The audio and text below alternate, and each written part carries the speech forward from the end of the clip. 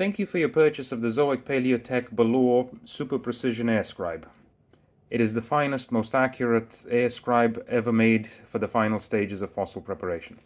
So, in the box, you will find, first and foremost, the manual. Please read this thoroughly, as it is the paper version of this video and also provides you with all of the settings and all of the adjustments necessary to operate this tool. It is an extremely versatile and customizable tool, and this is your starting point. As you can see, this particular lucky person has ordered the entire set, all of the styli and all of the heads. So here we have the styli, the 3 heads, the pressure regulator with soft hose and inline filter, the various O-rings including spares, a small maintenance pack containing some further O-rings, silicone grease, and 2 small boxes, one containing the harder spring and one empty one for the soft spring. The soft spring is installed in the tool itself. The tool comes with its own protective sheet, and this is how you will receive it with the soft spring installed.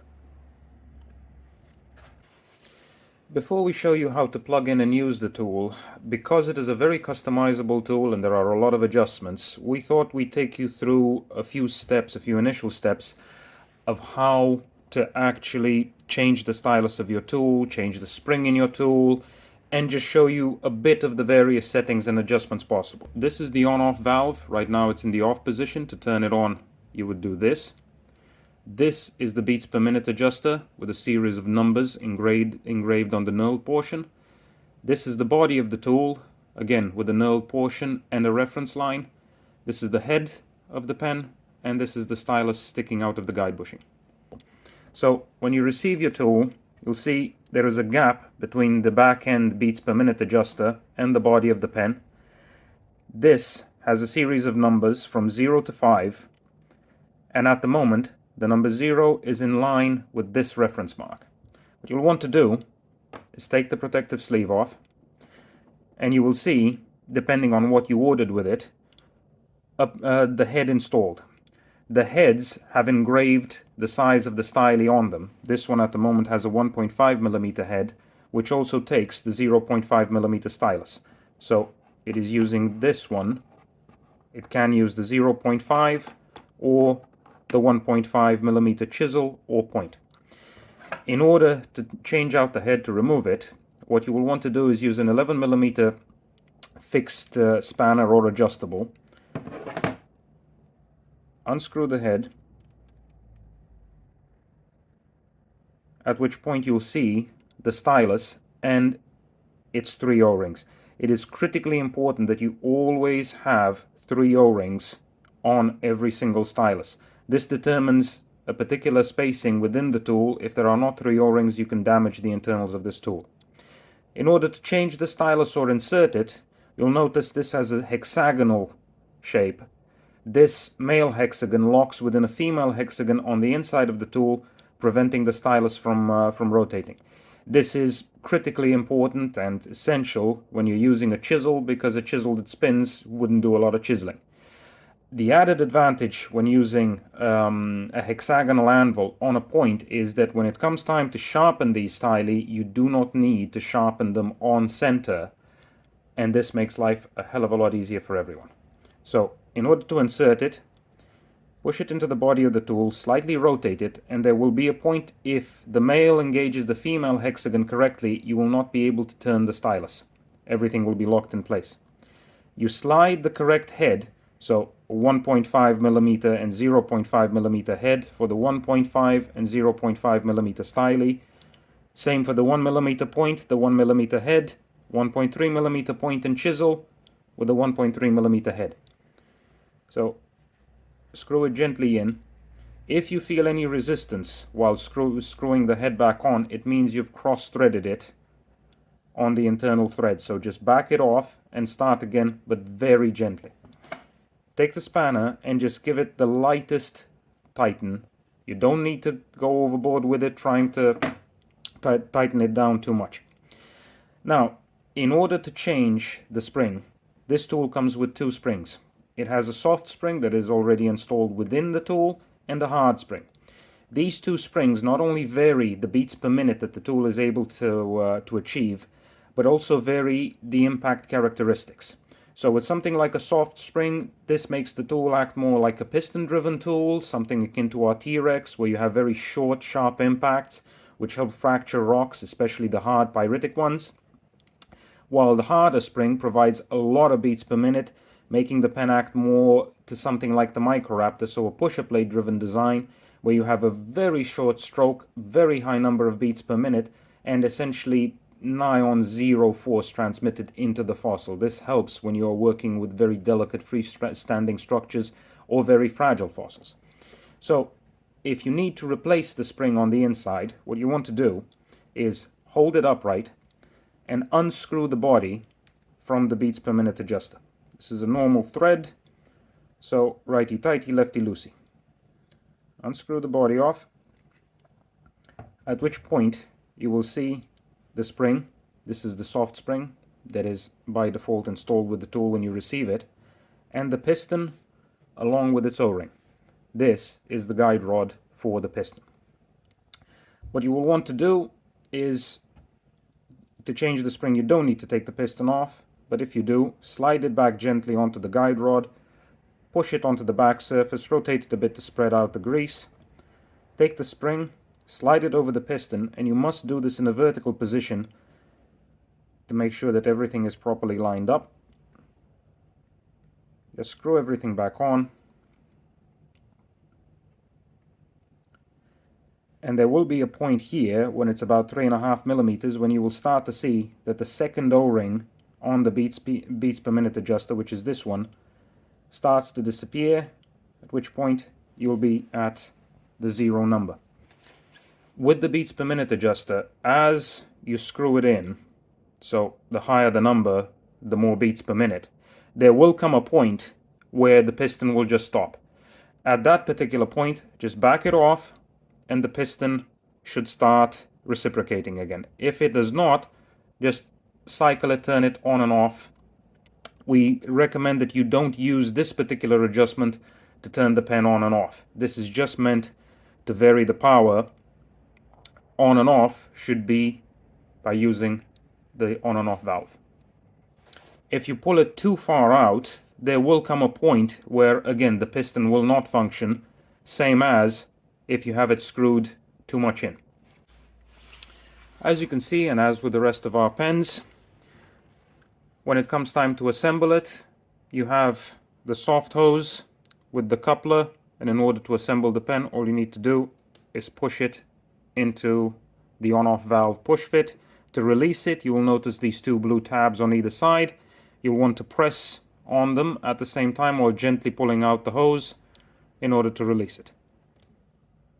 And now the pen is ready to be plugged in and used. So before plugging in your Air pen, this is the male connector end, the male quick connect. This is the female quick connect. You'll want to make sure that your line here is depressurized to facilitate insertion of this. If you do have pressure inside here, it's going to be a lot harder to push this in. So what you want to do is push it in. This collar will slide forward and lock it in place. Turn the pressure on. And this is the knob that adjusts the pressure. Right now it's at about 2.5 bars static pressure, and then you can turn the pen on. You can see here. If you try to turn the pressure up, you will hear a click. This click is the internal clutch mechanism which slips and prevents using it at higher pressure than the 2.3 bars.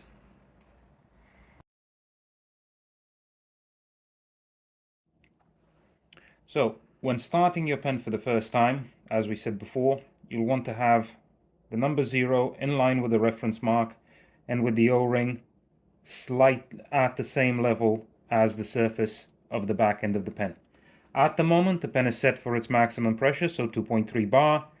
At the 0 setting, this will provide the lowest number of beats per minute, and at the same time, the highest power with each individual stroke. This we recommend using for quote-unquote roughing work.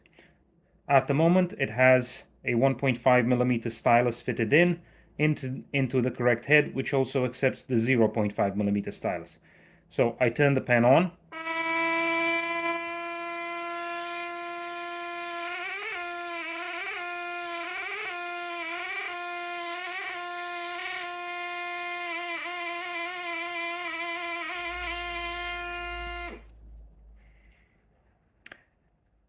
As you will notice, when you turn the pen on and you gently rotate the BPM adjuster, the frequency of the tool will begin to change.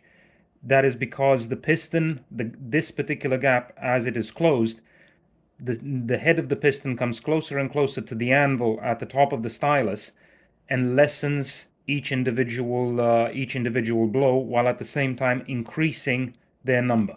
So I'll demonstrate that now.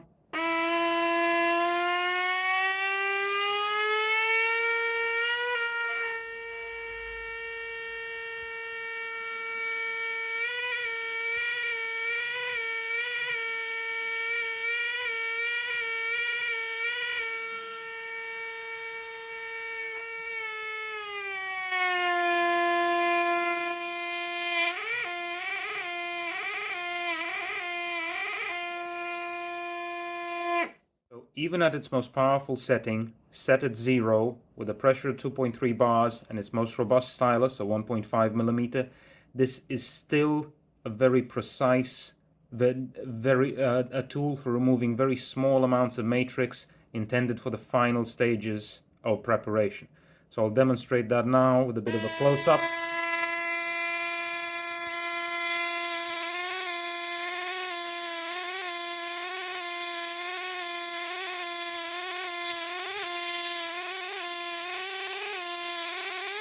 This was its strongest setting, with the longest stroke possible on the stylus due to the higher impact of the piston. I'll now demonstrate its lowest setting at 2 bars. Always remember you can adjust the pressure independently with the aid of the pressure regulator. At the higher number, that will provide a much shorter stroke and very little impact force for each individual stroke, while at the same time a much higher number of beats per minute. So while the lowest setting, so the lowest beats per minute and highest power, helps to lift the chip and actually chip the rock itself, the higher you go, the less chipping occurs and the rock is actually pulverized, helping this particular tool act more along the lines of an ultrasonic cleaner, but without their particular disadvantages. So I'll demonstrate that action now.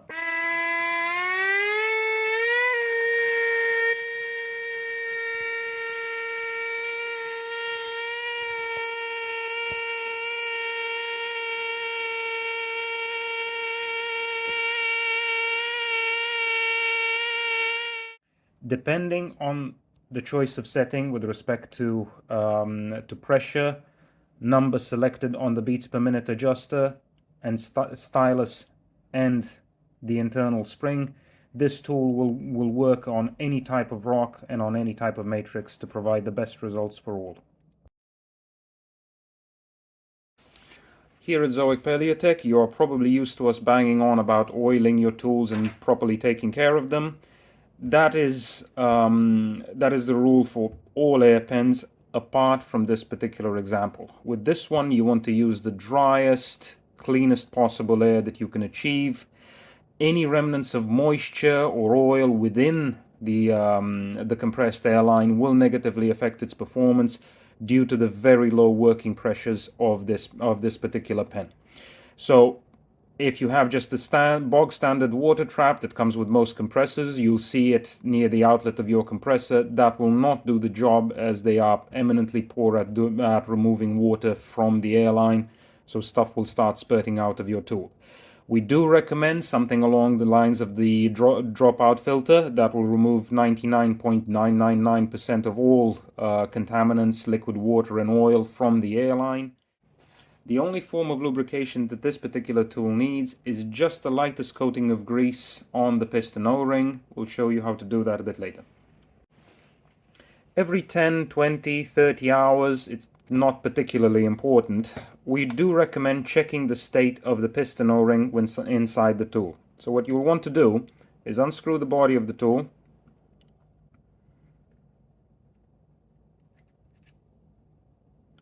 take it off and put it aside. Don't put this among rock chips or rock dust anywhere on your dirty workbench. Take the spring off the piston, set it aside.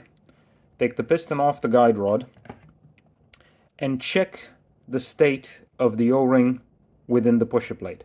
If there is a flat worn, or if it looks perished, if there's bits coming off it, it might need replacing, at which point you just take it out and replace it with one that's in the maintenance pack.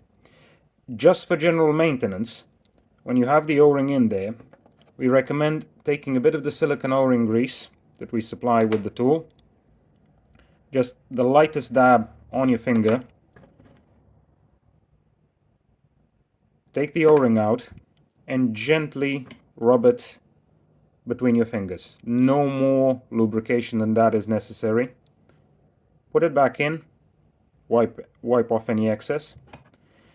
Check to see if you have any residue or debris on the guide rod or on the sealing face at the bottom. If you do, with a cloth or a Q-tip or an earbud, wipe everything gently off so it's nice and clean. Slide the piston back onto the guide rod, put the spring back onto the piston, and reassemble the body. Easiest way to do it is if you hold everything upright, it will make sure that the spring is aligned with the keep inside the body of the pen.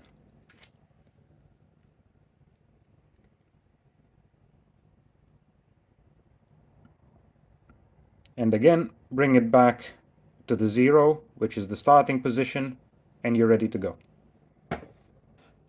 Occasionally, and this is after a lot of use, you will want to check the state of the O-rings on the BPM adjuster. So you'll want to take the pen off as previously mentioned. Again, don't put this among rock chips or rock dust. Take the spring off, take the piston off along with its O-ring, and you have these two O-rings here at beyond the threaded portion of the beats per minute adjuster.